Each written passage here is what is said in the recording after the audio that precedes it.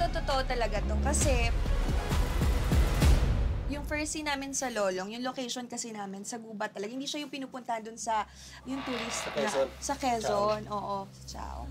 Tapos, dun kami sa gubat talaga. Pero bago pa mangyari yun, bawat tulog ko, binabangungot ako sa loob ng tent.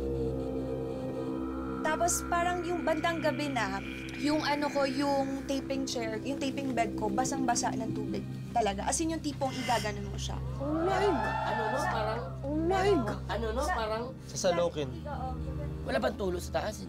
Yan din ang sinabi nila. Pero chinek ko talaga lahat. Tapos sinabi baka may mga nakatapon lang daw. Kasi yung pag-angat ko ng bag ko, tsaka siya nabasa.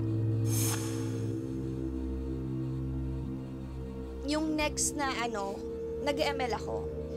Habang nag-ML ako, kasi natatakot na ako eh. Sabi kasi ni Direk, Nak, patingin nga ng yung daliri mo, yung hinggiliit. Diba sa atin, kapag hindi pantay yung hinggiliit, may naglalaro talaga, may binabata, may, ayun, may naglalaro talaga. Check lahat eh.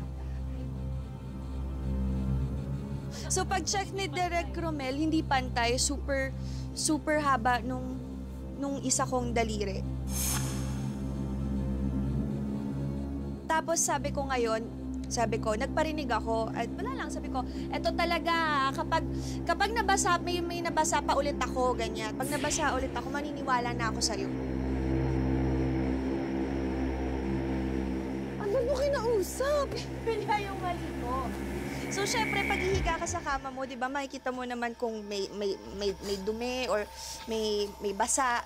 So, habang nag-ML ako, humiga ako, ML. Pagbangon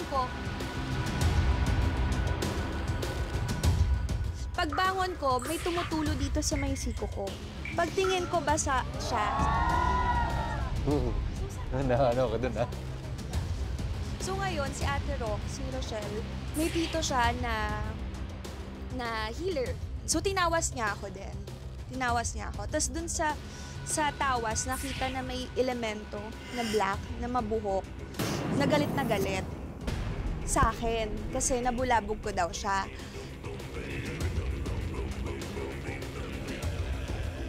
Kasi habang yung sa bangungot ko, sinisigawan ako ng elemento. Talagang,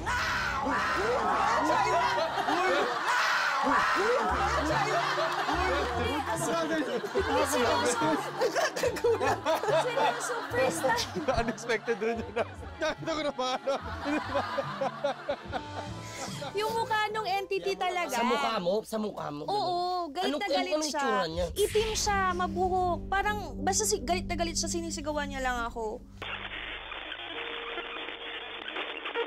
Yung hindi ko na talaga kaya kasi umabot na ng 10 days. Umiiyak na ako.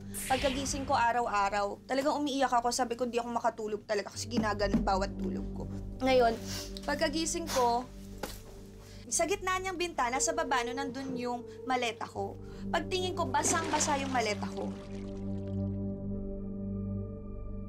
Tapos sinundan ko yung basa, gumagapang yung basa sa... Oh my gosh, intense! Tapos pagtingin ko dun sa blinds,